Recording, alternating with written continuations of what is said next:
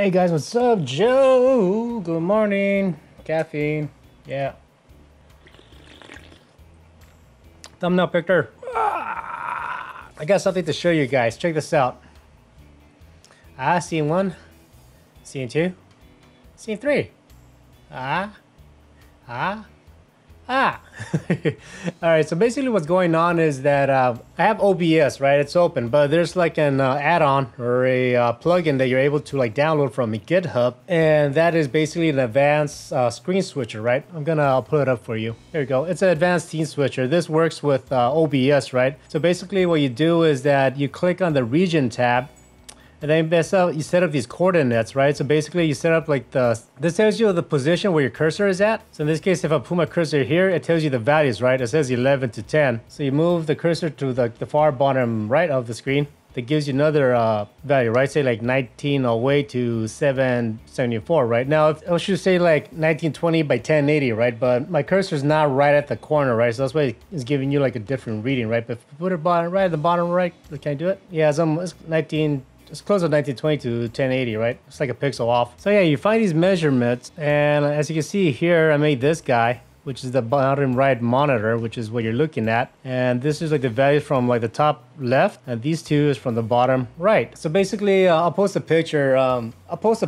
Usually the way how I work is that I have 4 monitors, right? My top left monitor, that's my BenQ monitor. That one is a 400K monitor. It has like a more accurate color information display to do my color grading and all that stuff, right? Color correction and all that shit. That's my top left monitor. The monitor underneath that one's my Asus Predator monitor. That's an ultra wide one, and that one I mainly use it for my timeline, as you can see in the picture, right? So it gives me a lot of information so I can see what's going on when I'm editing. It's just a lot easier for me to look at the timeline to make my cuts and shit like that. The one next to it on the bottom right, that one's a AGON, I think by AOC, a high refresh rate monitor. That one I use as a gaming monitor because it has a high refresh rate. I think it's like 200 or 240, hertz refresh rate. So I use that monitor there when I'm gaming, when I feel like it. And then the monitor on top of that one, it's just like a regular 1080p Asus monitor that's like probably 60 hertz or whatever. Well, these 4 monitors,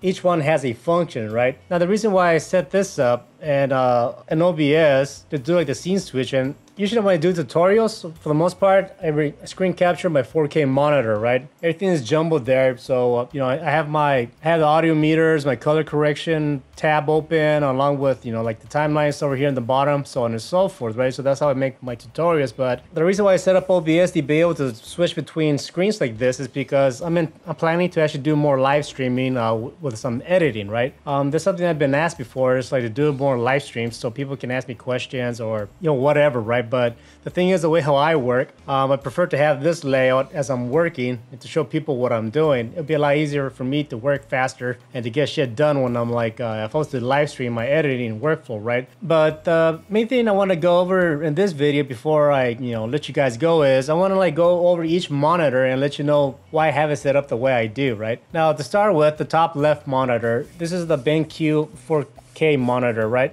Again, this one has the most color accurate display, so when I'm doing my color correcting, I use this monitor the most, right? As you can see here, I have a few tabs. This is where I have my filters for all my audio and stuff like that. But I also have like the lumetri control. This is where I do my color correcting, and also have the effects tab here, right? The reason why I have it here is because it just have the effects next to it. All these filters I could just click and drag whenever I need them, right? It'll be a lot faster, right? Also, if I need to like do any kind of color correction, here's my lumetri scopes, so that way I can it gives me like a visual like when I'm doing like some color correcting, as you can see here, right? So that's handy to have. Then underneath that, as you can see, I got my display here. So right here, I got pretty much all my audio meter. So them kind of thing, I don't know. I don't know. So yeah, I like using this ultra wide monitor because it's just like, I'm able to like zoom out. I can see a lot of information here, right? So I can see what's going on, and I can just simply just click and drag wherever I go, or I have a shortcut where I can jump around the playhead wherever the mouse cursor is at. Then I can just zoom in here, then zoom out very quick. So that's why I have this monitor. Then the one next to it, this one is pretty much where I have all my bins open and stuff like that. If I needed to have like, if I need to get like some images or anything like that, or my VFX assets, or anything or my transitions that I use. This is what this bin this is what this window is for, right? This display. Then I have the display on top of that, which at the moment, if I move my cursor over it, it just goes to like my camera scene, right? The monitor in my top right, for the most part, I have that open, so I have access to the internet, meaning if I need to search for something up on Google or on YouTube, or display a screen, a script if I'm following, say, like tech news or stuff like that, or just like I said, have a window open, so I need to have a folder open, be able to access my files or anything like that. So that's pretty much the layout for my monitors, how I work, right? I usually have 4. But anyway, so yeah, that's my plan. That's my layout for my monitors when I'm editing. Just want to go over that quickly. And also, like I said, like the reason why I'm doing this is basically, so in the future when I start like doing some more live streaming, or if I want to do like a tutorial that has more in depth or whatever, then I'm able to like switch in between screens here, and you still be able to follow along with what I'm doing with my tutorials and stuff like that, right? So I'm gonna be doing some more advanced stuff down the line. Yeah, it's a cool little feature, to be able to like jump between screens like that. Yeah, it's very helpful. So I'm pretty excited to be able to work with this new feature in OBS. So again, it's called Advanced Scene Switcher. I got this from GitHub, and you mess around with the region setting and the tab here, and that's how you are able to set all this up, because depending where like the mouse goes, then it switches automatically, which is really cool. All right, that's all I got for you. Thanks for hanging out with me for a bit. Take care and peace.